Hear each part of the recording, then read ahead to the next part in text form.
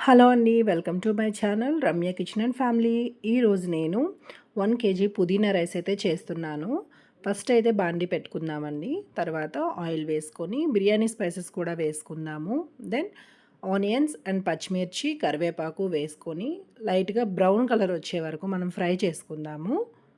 Brown colour వచ్చిన తర్వాత దాంట్లో మనం కట్ చేసుకున్న వెజిటబుల్స్ అయితే వేసుకుందాము. నేనైతే ఆలు, క్యారెట్, కొంచెం జీడిపప్పు వేసుకున్నాను. దాంట్లో టమాటా కూడా యాడ్ చేసుకుందామండి. కొంచెం సాల్ట్ యాడ్ చేసుకున్నాక ఒకసారి కలుపుకుందాం దీంట్లో. అవి కొంచెం గోల్డెన్ బ్రౌన్ కలర్ వచ్చే వరకు మనం అలా లైట్‌గా ఫ్రై చేయాలండి. చేస్తే బావుంటది. దాంట్లో పుదీనా, కొత్తిమీర కూడా యాడ్ చేసుకుందాము.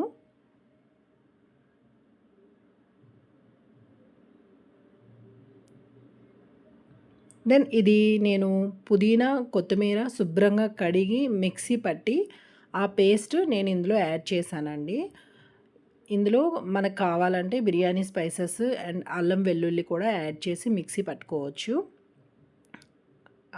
తర్వాత కొంచెం అది మంచిగా పచ్చివాసన అనేది పోయే వరకు మనం ఫ్రై చేసుకోవాలి. నేనైతే ఇది కొంచెం గ్రేవీగా ఉంది కదా! సో, కొంచెం టైట్ అయ్యే వరకు ఇలా ఆయిల్ తేలే వరకు ఫ్రై చేసుకున్నాను. దాంట్లో నేను 1 కేజీకి సరిపడా బియ్యం అంటే 4 గ్లాసెస్ వేసుకున్నానండి.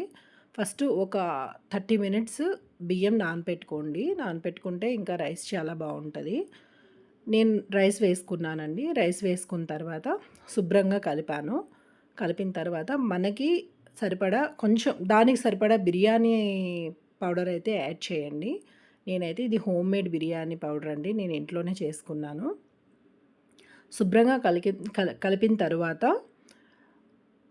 నేను 4 గ్లాసెస్ బిర్యానీకి 8 గ్లాసెస్ వాటర్ అయితే యాడ్ చేశానండి.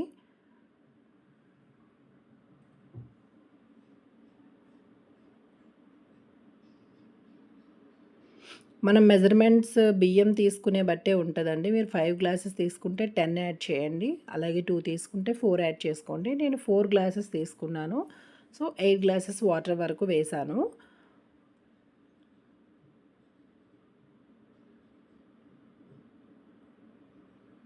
నేను మొత్తం వాటర్ వేసిన తర్వాత శుభ్రంగా కలుపుదాము. కలిపిన తర్వాత మూత పెట్టేద్దామండి ఇంకా.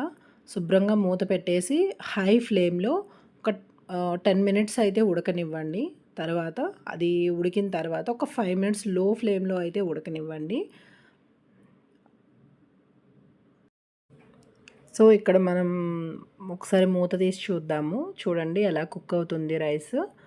ఇలా కుక్ అయిన తర్వాత సిమ్‌లో పెట్టి ఇంకో 10 మినిట్స్ చూస్తూ ఉండండి. మూత పెట్టేసేయండి. కానీ మధ్య మధ్యలో చెక్ చేస్తూ ఉండండి.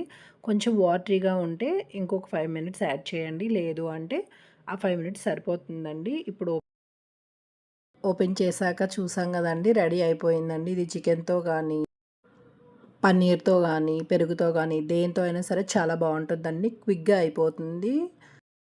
నా వీడియోస్ మీకు నచ్చినట్లయితే లైక్ చేయండి, షేర్ చేయండి, సబ్స్క్రైబ్ చేయండి friends. Thank you so much. ఇలాంటివి ఇంకెన్నో చేస్తూ ఉంటాను.